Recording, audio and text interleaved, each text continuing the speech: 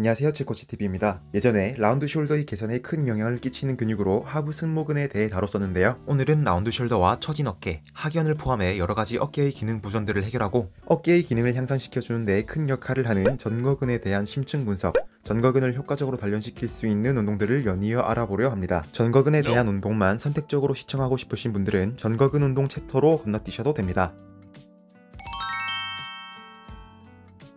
전거근은 해부도가 아니라 인체를 육안상으로 보았을 때도 관찰할 수 있는 근육이며 체지방이 적으면 적을수록 더욱 선명한 모습을 드러냅니다. 이 전거근은 1번에서 8번 갈비뼈에서 시작해 날개뼈의 내측까지 이어져 부착됩니다.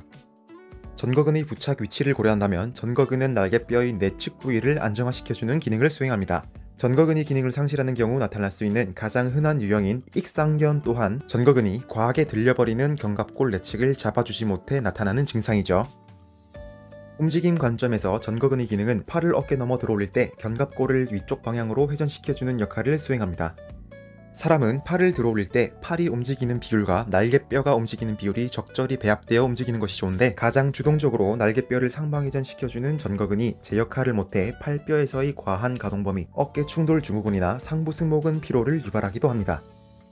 또한 자동차 문을 열기 위해 팔을 앞으로 내밀 때 바로 앞 책꽂이에 꽂혀있는 책을 꺼내기 위해 팔을 내밀 때 전거근을 통해 날개뼈가 같이 내밀어지게 됩니다.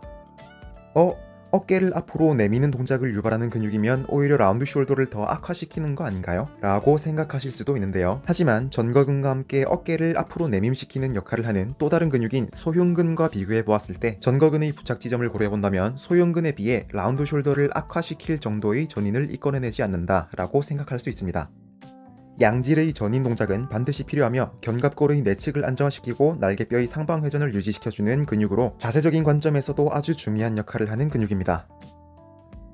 전거근이 약해 날개뼈의 회전 정렬이 유지되지 않고 하방 회전되어 있으면 처진 어깨, 하견, 라운드 숄더를 더욱 유발하게 됩니다. 4가지 운동을 모두 다 할 필요는 없고요. 한 번씩 따라해보시고 본인에게 맞는 난이도의 운동부터 시작해 운동이 적응되고 기간이 지남에 따라 난이도를 높여가시면 됩니다. 첫 번째 운동으로 폼롤러를 이용한 전거근 운동입니다. 폼롤러가 없으시다면 레벨 2 전거근 운동으로 넘어가셔도 무방합니다. 먼저 폼롤러를 벽에 대도록 하는데 폼롤러의 높이는 대략 가슴 정도 높이에 위치시키도록 합니다. 그 다음 발을 두세 걸음 뒤로 빼서 상체의 중심이 전방으로 쏠리게끔 만들어줍니다. 팔은 앞으로 밀면서 등을 뒤로 쭉 뽑아내 전인 자세를 만들어준 다음 전인 상태를 유지하면서 폼롤러를 위쪽 방향으로 굴려주도록 합니다. 운동을 하는 내내 전인 자세가 풀려서 안 되며 견갑골이 위로 거상되지 않게 잡아두시는 것이 좋습니다.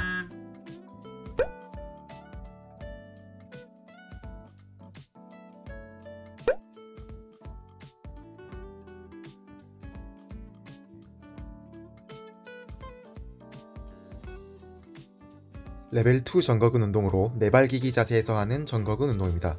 네발기기 자세를 만든 상태에서 견갑골이 귀랑 멀어지게 만든다는 느낌으로 하강시켜 주도록 합니다.